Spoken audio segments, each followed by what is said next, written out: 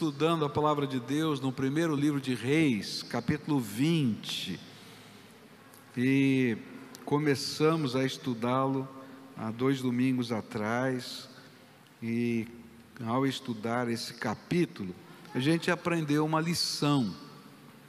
A primeira lição importante é que a obra de Deus não para. A obra de Deus não para, porque o autor dessa obra é Deus, e Deus não parou. E aí no capítulo 19 do livro de Reis, a gente vê Elias deprimido, e Deus então levanta um sucessor para Elias, que é Eliseu, mas Eliseu não está pronto, e aí desaparece de cena Elias e Eliseu no capítulo 20, mas aí começam a surgir uma série de outros profetas, que a gente não sabe nem o nome, só aparece como homem de Deus. Aparece aqui um homem de Deus, discípulo de um profeta ali, discípulo do outro profeta lá, mas não diz nem o nome do profeta que ele é discípulo, só diz que é o homem de Deus. E aí a obra de Deus continua sendo feita, e olha que lição maravilhosa. Às vezes a gente imagina, né, que a obra de Deus vai ser feita pelo João, pelo Pedro, pelo Antônio, com esse aqui vai faltar, como é que vai ser? Não para. Eu estava no Egito e fui visitar uma igreja que eu fiquei muito admirado anos atrás lá no Egito, a Cave Church, uma igreja cavada na rocha, e o pastor daquela igreja, que eu conheci muitos anos atrás, tinha falecido, e ela é uma igreja cóptica, então iam colocar um novo pastor lá, um novo padre lá, e eu perguntei para um dos líderes, como é que vai ser? Né, porque aquele homem era um homem diferenciado, tinha uma visão, uma unção diferente. Ele falou, não importa, nós somos a igreja, e essa obra não vai parar, não importa quem chegue, porque a obra é de Deus. E aí, continua essa história, e várias lições vão sendo apresentadas nesse capítulo, sobre esse Deus que não para de trabalhar. E a gente estudou, algumas semanas atrás, que a primeira lição que Deus vai ensinar para o povo é por que Deus dá vitórias para a gente. E a gente aprende que Deus nos dá vitórias para revelar quem Ele é e a sua glória. Então, quando Deus está dando uma vitória para você, não é só para seu deleite, não. Ele está fazendo para que a glória dele seja manifesta nessa vida que é a sua. Depois nós aprendemos, estudando esse texto, que tem uma regra na vida cristã, que a primeira pessoa a tomar uma atitude diante daquilo que Deus fala, não é o outro, sou eu. Então a gente aprendeu, primeiro é você. Começa com você. Você está orando pelo teu marido? Primeiro Deus tem que trabalhar o teu coração, antes de trabalhar o coração do teu marido. Está orando pelo teu filho? Deus tem que trabalhar primeiro o teu coração, para depois trabalhar o coração do teu filho. Está entendendo? Primeiro sou eu. Deus vai ter que começar uma obra em mim. Quando eu estiver caminhando, Deus vai fazer a obra no outro. E a gente vai aprendendo essa lição. Terceira coisa que a gente aprendeu estudando esse texto é que a estratégia de Deus sempre vai ser inusitada. Você não pode prever o que Deus vai fazer. Sabe por quê? Porque Deus é sabedoria elevada à potência infinita. Então você nunca vai chegar a conhecer tudo que Deus já sonhou, planejou, idealizou, e o jeito dele é sempre melhor que o seu. Agora a gente aprendeu, né, que a gente fica querendo ensinar Deus a ser Deus. Deus só tem que fazer isso, tem que fazer aquilo, tem que fazer assim, fica quieto aí, eu sei o que eu estou fazendo, espera. Deus é sabedoria elevada à potência infinita. E hoje eu quero continuar a estudar esse texto, e vou me basear num pedacinho que está lá no capítulo 20, 1 Reis, no verso 17. Então está acontecendo uma batalha, os sírios estão lá cercando o povo de Israel, e eram 137 mil soldados sírios, contra um exército de 8.000 soldados israelitas.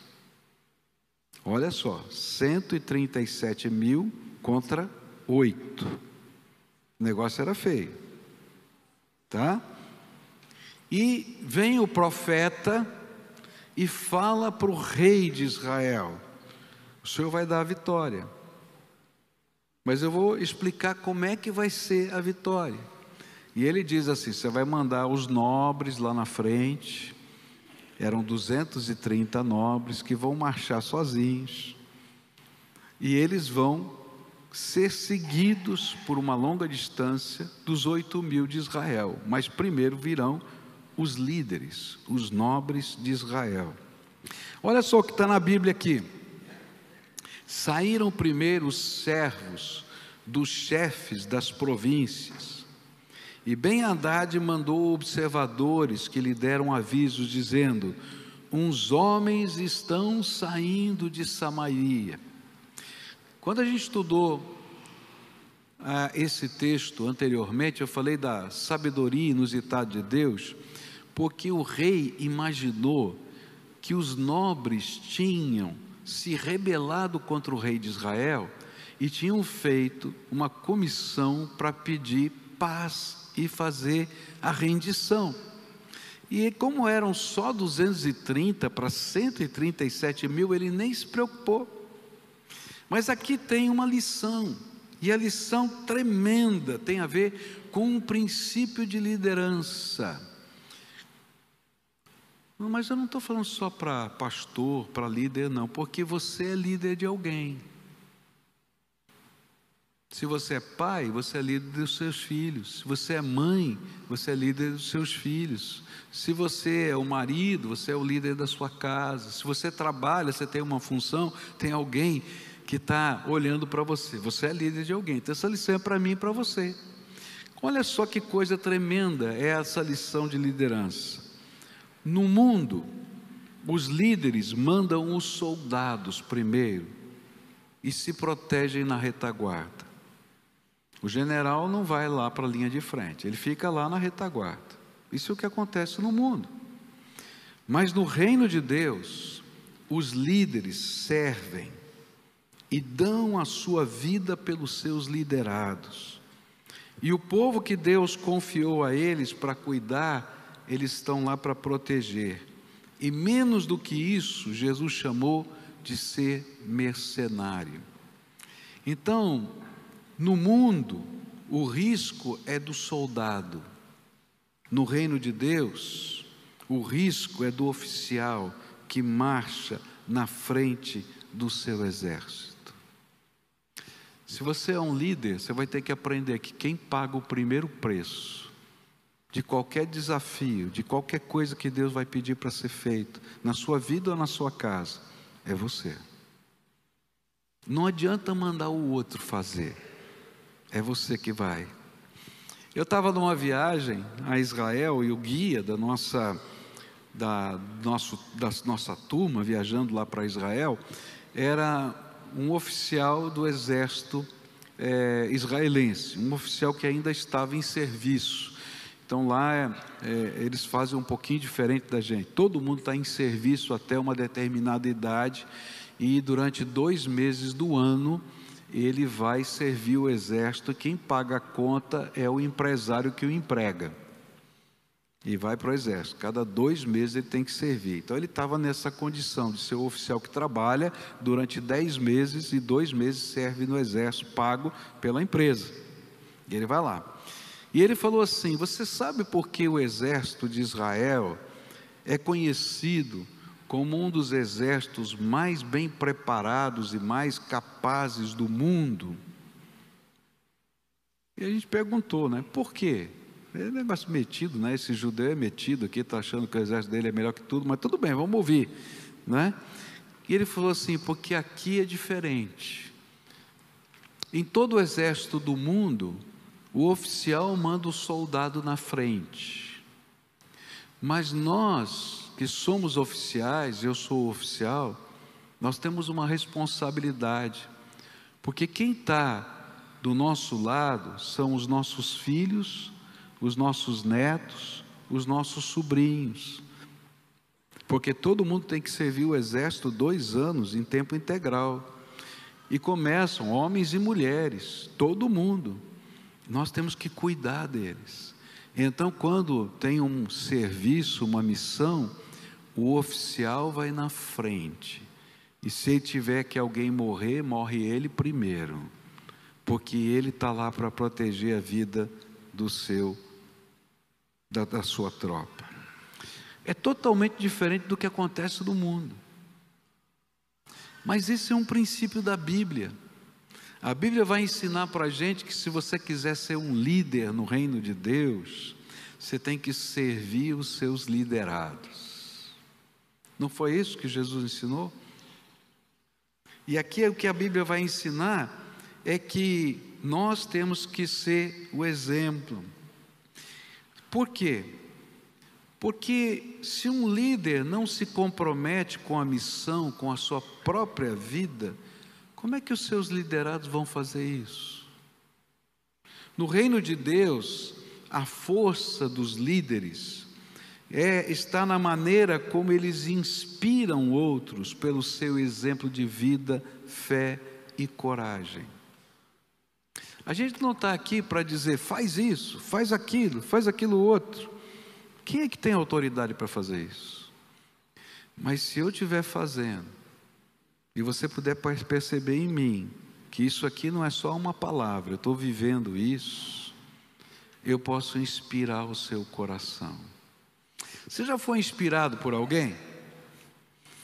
Eu tenho na minha vida marcas de gente que me inspirou.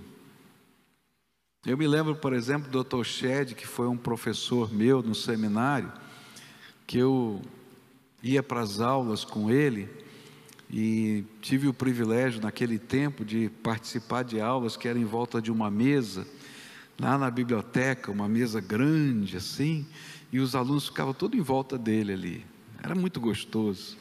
E aquele homem pegava o Novo Testamento em grego, mais nada, só o Novo Testamento em grego, ia lendo, falando, aplicando. Eu falei, meu Deus, esse homem de Deus era tremendo. A vida dele era uma coisa tão bonita, uma capacidade, uma cultura, mas uma simplicidade tão grande. Aquele homem me inspirou. Ele disse assim, quando eu crescer eu quero ser parecido com esse homem. Você está entendendo? Esse é o sentido. Tive na minha vida outros líderes. Eu me lembro quando eu era garoto, 12 anos de idade, e eu comecei a aprender a pregar nessa idade, pregar nas praças, nas ruas. Tinha um jovem, não é? Que, chamado Devidé, o sobrenome dele Devidé, Wilson Devidé, e ele era o pregador. Eu não sabia nada de pregação, não entendia nada, mas aquele homem tinha uma vida tão bonita, aquele jovem, o jeito que ele vivia, a maneira como ele pregava, ensinava, que eu com 12 anos dizia assim, eu quando crescer eu quero ser parecido com ele. Sabe, líderes são aqueles que nos inspiram. E se você quer ser um líder no reino de Deus, tem que aprender isso. Vai na frente e inspire pessoas. E enquanto você estiver fazendo isso, pessoas vão ter prazer de seguir você. Por quê? Se o líder não for o primeiro a se comprometer, quem vai se comprometer? Se ele não for o primeiro a se sacrificar, quem vai fazer isso? Por isso é que não tem tantos líderes no povo de Deus. A gente tem chefes às vezes, que estão em posição de liderança, mas não nos inspiram. Porque infelizmente existem muitos mercenários e poucos líderes no mundo cristão. Por isso o Senhor hoje quer ensinar a maior de todas as lições de liderança para você. Inspire pessoas. Seja modelo que as pessoas desejam imitar. Onde quer que você esteja, no seu trabalho, na rua, em qualquer lugar. Paulo teve uma coragem que parece até arrogância. Ele podia dizer para aqueles que ele ensinava: podem me imitar, porque eu sou imitador de Cristo Jesus. É disso que a gente está falando. Líderes são aqueles que são imitadores de Cristo Jesus e que por isso inspiram. Hoje o Senhor está convidando você a ser um imitador de Jesus tão genuíno que as pessoas desejem imitar você. No futuro eu queria ser como aquele homem, queria ser como aquela pessoa. Mas não dá para fazer isso se você não imitar Jesus primeiro, porque os líderes vêm primeiro. Eles vêm primeiro em amor. Se você não amar os seus liderados, eles não vão ter nenhum respeito por você. É o teu amor que convence. Se você não se sacrificar por aqueles que são importantes para você, então você só pensa em você. Se você não tiver coragem de se colocar na frente.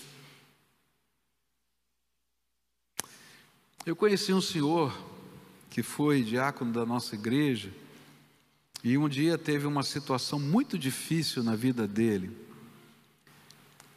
Invadiram a casa dele para roubar. E até aí, tudo bem, estava lá ele.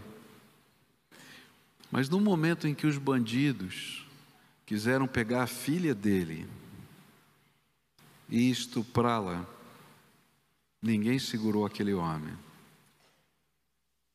E ele saiu correndo para defender a filha, amarrado do jeito que estava, pulou em cima do homem, levou uma facada, foi parar no hospital, quase morreu. Mas uma coisa interessante, quando aquele homem envelheceu, e ele teve uma doença degenerativa, aquela família o amou de uma maneira tão incrível, porque sabia que aquele pai, que aquele esposo, estava disposto a dar sua própria vida a favor dos seus queridos.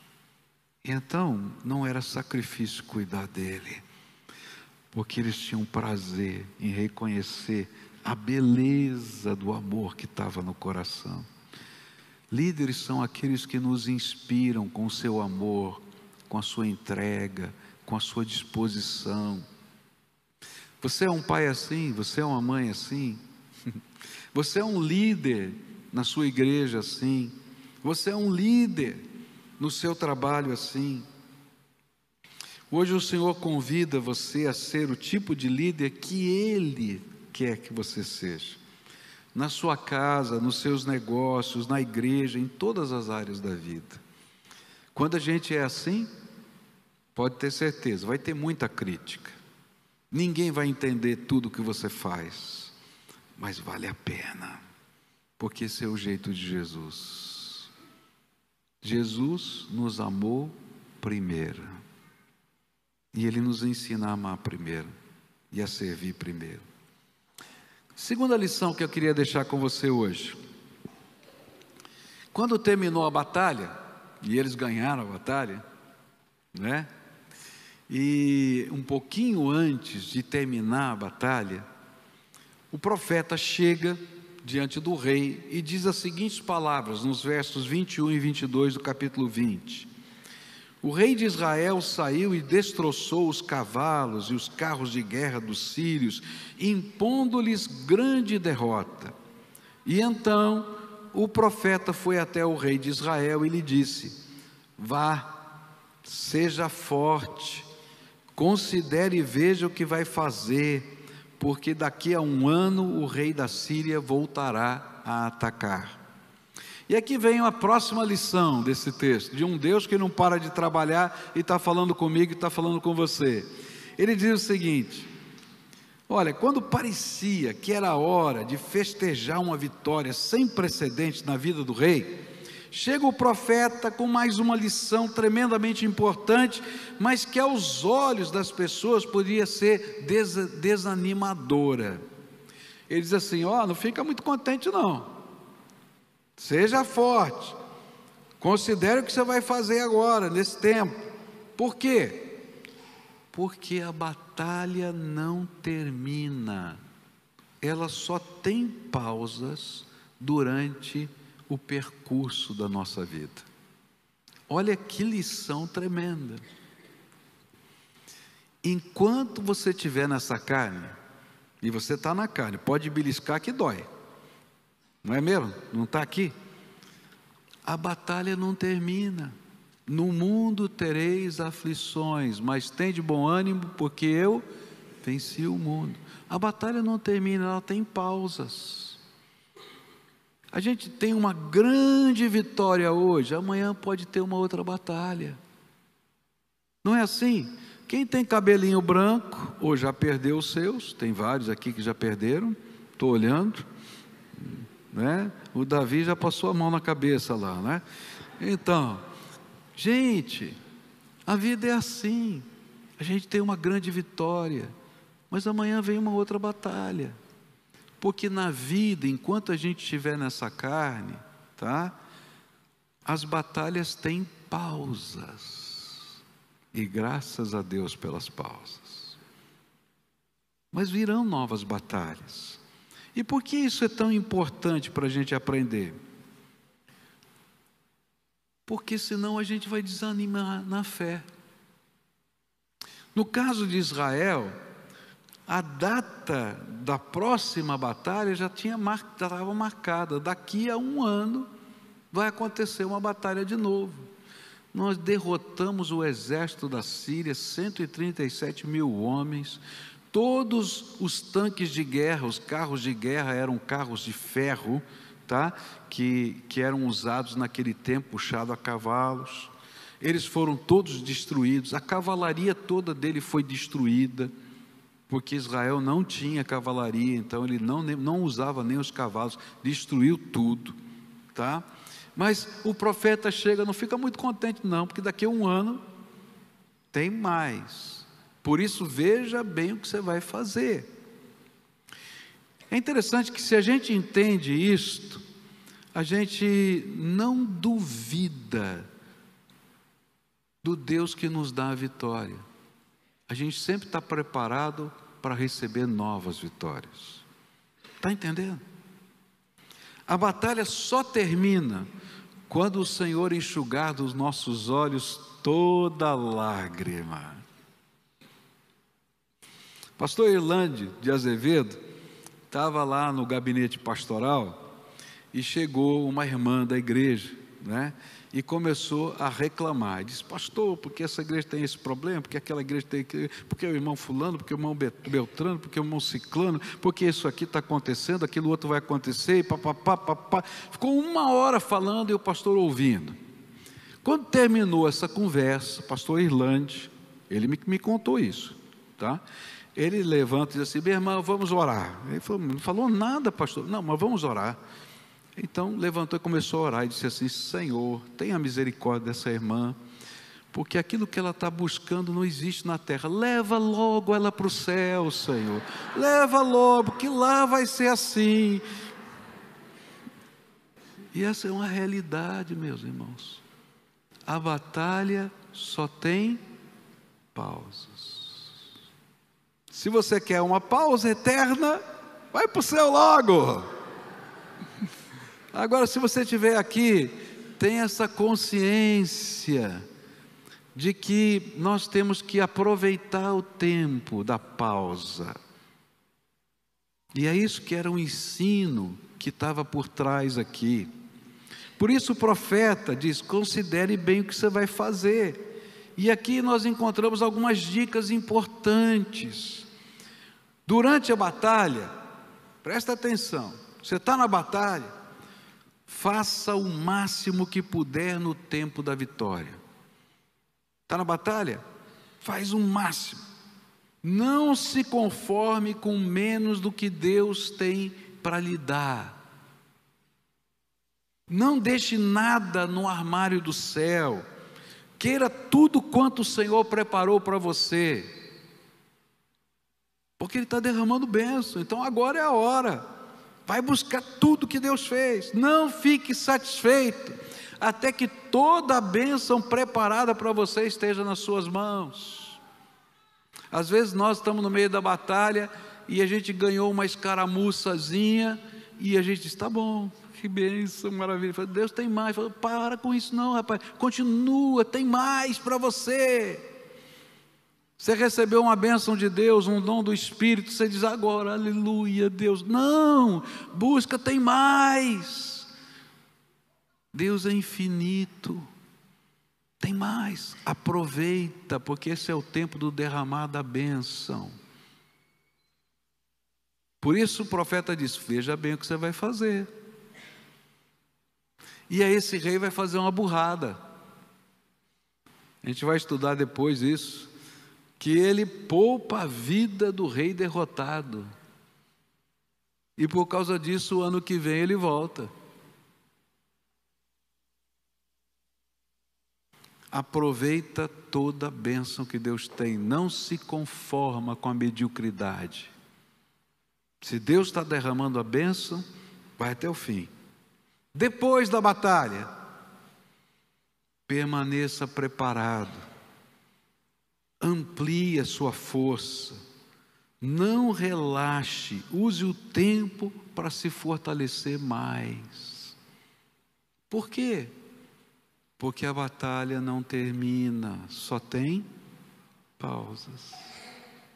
A grande pergunta que eu tenho para você é, você está prestando atenção, está considerando no que você está fazendo hoje? Por isso Jesus colocou um lembrete permanente para todos nós que somos crentes, e esse conselho está na ceia do Senhor. Toda vez que você vai tomar a ceia do Senhor, a Bíblia ensina, examine-se o homem a si mesmo. Para a gente parar e dizer, será que eu estou exatamente no lugar que Deus quer? Estou me preparando, estou me enriquecendo da graça, estou buscando, porque a batalha não termina, só tem pausas. E quando vier a próxima, você tem que estar pronto. O que Deus tem revelado para você? Como é que vai a sua disciplina espiritual? Você já viu que quando vem a batalha, você levanta de madrugada, jejua, ora. É verdade ou não é? Cara de pau. Quando está na boa, vai dormir, descansar. Presta atenção, como é que vai a sua disciplina espiritual? Como é que vai a sua fé? Quando está no meio da batalha, o Senhor é poderoso, Ele vai fazer e tal. Aí está na boa assim, não sei, esse negócio, esse desafio, será? Toma vergonha na cara. A fé tem que se ampliar. Como é que vai a sua sabedoria?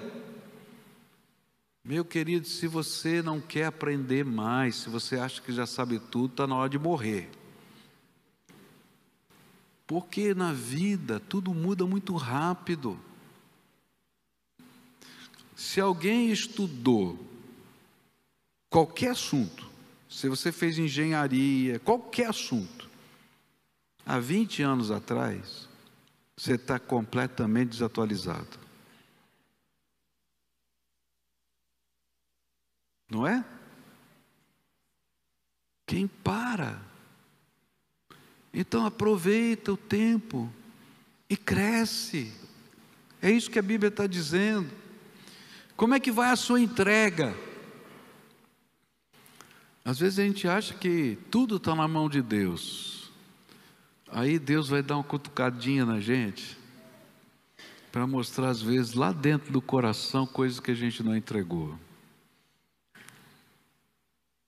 Eu tenho facilidade de entregar coisas materiais. Não tem problema nenhum com isso. Deus sabe que é verdade o que eu estou falando. Mas eu já descobri, esse é meu pecado. Não conta para ninguém não, viu? Tá? Mas esse é o meu pecado. E às vezes eu tenho grande dificuldade de colocar as dores do meu coração no altar de Deus. Você está entendendo? Aí quando Deus fala comigo, fala, Deus, já entreguei tudo. Ele fala, olha aí, ó, que está guardadinho aí nesse coração. E aí eu tenho que me quebrantar na presença de Deus. Porque se eu não me quebrantar agora, que está na hora de paz e bênção, eu não vou estar preparado para a batalha, porque o inimigo vai usar meus pontos fracos para me vencer. E pode ter certeza, a tua batalha vai vir por aí. Vai mexer na ferida. Como é que vai a tua visão? Gente, de vez em quando eu gosto de sair e olhar em volta de onde eu estou e começar a perguntar, Deus, o que é que o Senhor está fazendo aqui que eu não vi? Me mostra, porque eu quero ser parceiro teu nessa tua obra. E sabe, eu fico vendo tanta coisa que eu não sou capaz de perceber, enxergar, e aí Deus vai revelando. Anda na rua da tua casa e pergunta, Deus, o que o Senhor está fazendo aqui que eu quero ser teu parceiro? Toma cuidado que Ele vai responder. E vai te mostrar. Vai lá no teu trabalho, pergunta, Senhor, quem é que o Senhor começou a tocar o coração, porque eu quero abençoar.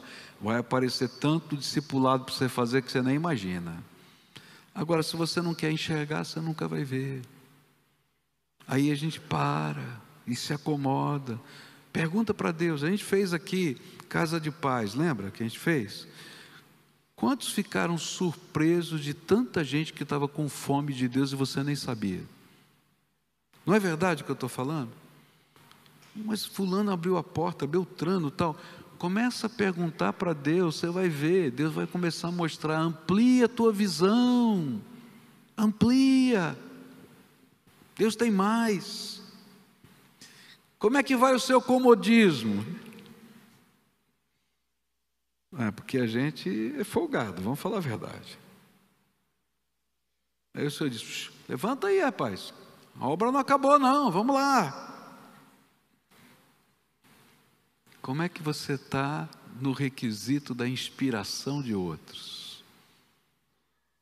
As pessoas que conhecem você, que convivem com você, que amam você, que moram na mesma casa que você, estão sendo inspirados por você? Ou você é a grande pedra de tropeço? Tem gente que é uma grande pedra de tropeço. Mas tem gente que é uma inspiração. Por último, como é que vai o teu coração? A Bíblia fala que é do coração que procedem as vertentes da vida, as direções da vida. Por isso Jesus vai ensinar que os nossos olhos, se eles forem maus, vai ter escuridão dentro de nós, mas se eles forem bons, vai estar iluminada a nossa vida. Tem tudo a ver com o coração, com a alma da gente, como é que a gente está vendo a vida, os desafios, os problemas, as dificuldades. Se o nosso coração está lá firmado na graça, a gente vai ver os milagres de Deus acontecendo. Eu gosto de pedir para Deus, me mostra Deus, me mostra, me mostra. E às vezes eu fico inquieto. Eu estava conversando com os meus intercessores e colocando algumas inquietações para eles.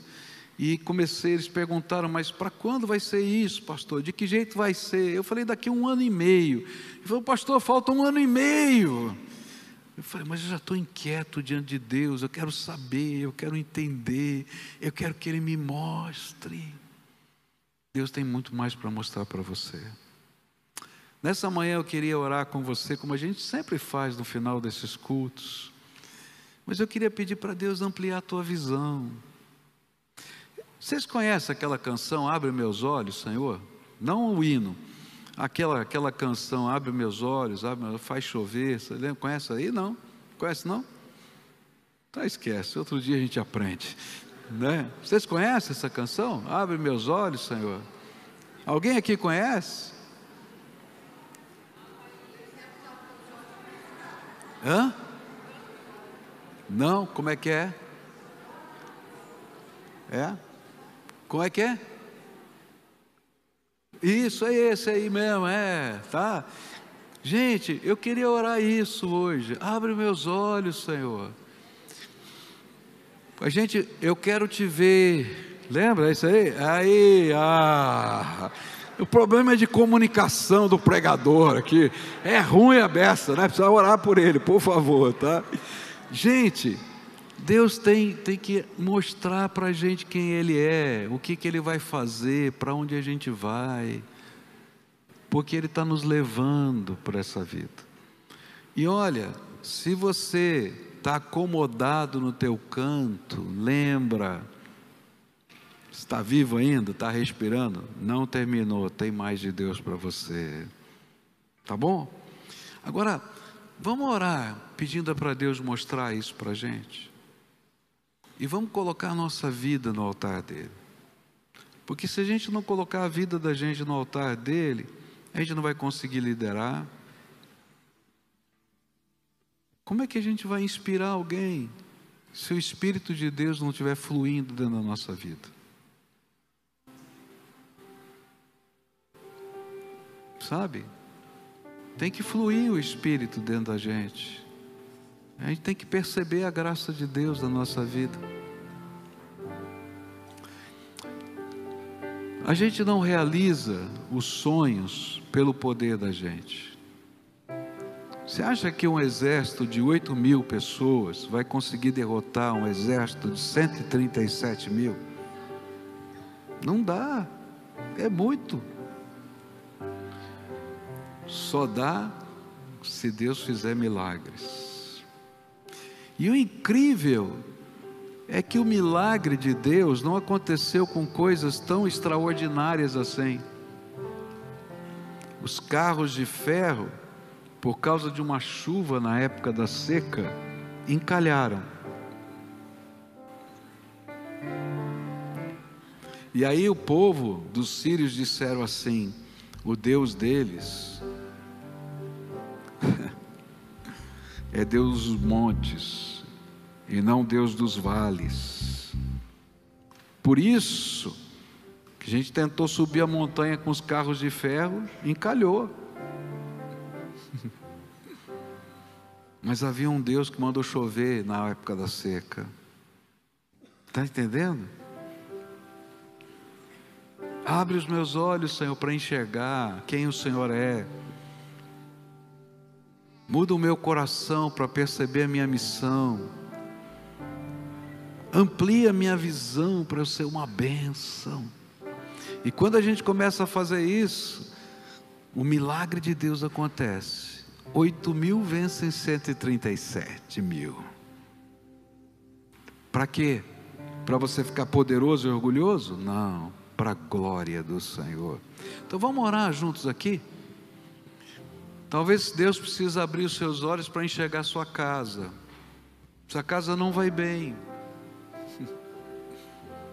Está tudo debaixo lá do tapete, mas a casa não está bem. E você precisa enxergar o potencial de Deus em abençoar a tua casa.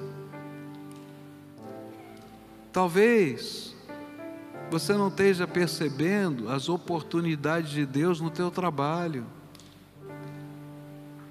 Talvez você não esteja percebendo as brechas por onde o inimigo está entrando. Pede para Deus abrir os seus olhos e que você possa deixar a graça de Deus fluir na tua vida. Tem uma coisa que você precisa fazer: se comprometer com a visão que Deus vai te dar. Porque quando Deus te mostrar, se você não se comprometer, vai ser como o final dessa história que eu vou pregar hoje à noite. Porque o rei teve a visão e não se comprometeu com ela. Veja só o que vai acontecer no final desse capítulo. Mas isso é para o próximo sermão, para você ouvir de noite. Mas deixa Deus fazer a obra dele na tua vida. Senhor Jesus, tu estás ouvindo a oração do teu povo que aqui está. Gente boa, estão na tua casa, vieram aqui para celebrar a tua presença, as vitórias, as bênçãos, os teus milagres, outros para buscar a tua resposta. Mas eu quero te pedir, Senhor, tenha misericórdia e abra os nossos olhos, para que a gente possa perceber primeiro o Senhor e o projeto que o Senhor tem para a nossa vida. E Senhor, dá-nos coragem para nos comprometermos com os teus projetos. Onde o Senhor nos mandar, do jeito que o Senhor mandar, para a glória do Senhor e para a alegria nossa. Escuta, Deus, a nossa oração, em nome de Jesus. Amém e amém. Deixa eu fazer uma pergunta aqui. Talvez hoje Deus tenha trazido você aqui, porque há muito tempo Ele está trabalhando no teu coração, mas você está fugindo dele por alguma razão. Está entendendo? Está fugindo dele por alguma razão, mas hoje o Senhor te encontrou, te trouxe aqui, não foi por acaso, e Ele quer fazer algo diferente na tua vida daqui para frente.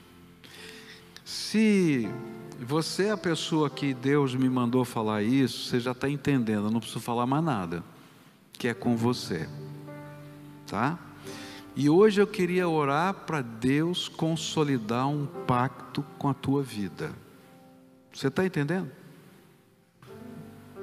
Se você é essa pessoa que o Espírito Santo está falando, e você está ouvindo a voz do Espírito aí, então não fuja dele de novo, porque talvez você já tenha fugido outras vezes. Agora está na hora de tomar uma decisão firme e séria com ele. Então, se você é essa pessoa, levanta bem alta a tua mão, que eu quero orar com você aqui hoje. Tem gente aqui? Louvado seja Deus pela sua vida, filha, eu vou orar por você. Tem mais alguém aqui? Levanta bem alta a sua mão aqui, lá na galeria. Deus te abençoe, filha, vamos orar junto por isso. Quem mais que está aí? Levanta bem alto. Deus me mandou falar isso, eu tenho certeza. Tem povo de Deus aqui, que o Senhor falou. Que Deus te abençoe, filho, eu quero orar por você agora, daqui a pouquinho. Deus te abençoe também, minha irmã, viu? Lá em cima, tem gente lá em cima. Deus falou o coração de alguém lá, eu tenho certeza. Tenho certeza. Que Deus te abençoe, filha. Que Deus te abençoe. Te vi. Estava atrás da coluna, eu não via. Ela foi até para o lado para eu ver. Louvado seja Deus, viu, filha? Que Deus te abençoe, tá? Então você que levantou a mão, fica de pé aí no teu banco, aí onde você está, que eu quero orar por você agora. Pode ficar, filha, você que levantou a mão ali, fica de pé agora. Aqui. Eu quero orar por você aqui, tá? Levanta a tua mão para o céu bem alto ali, para pegar na mão de Jesus.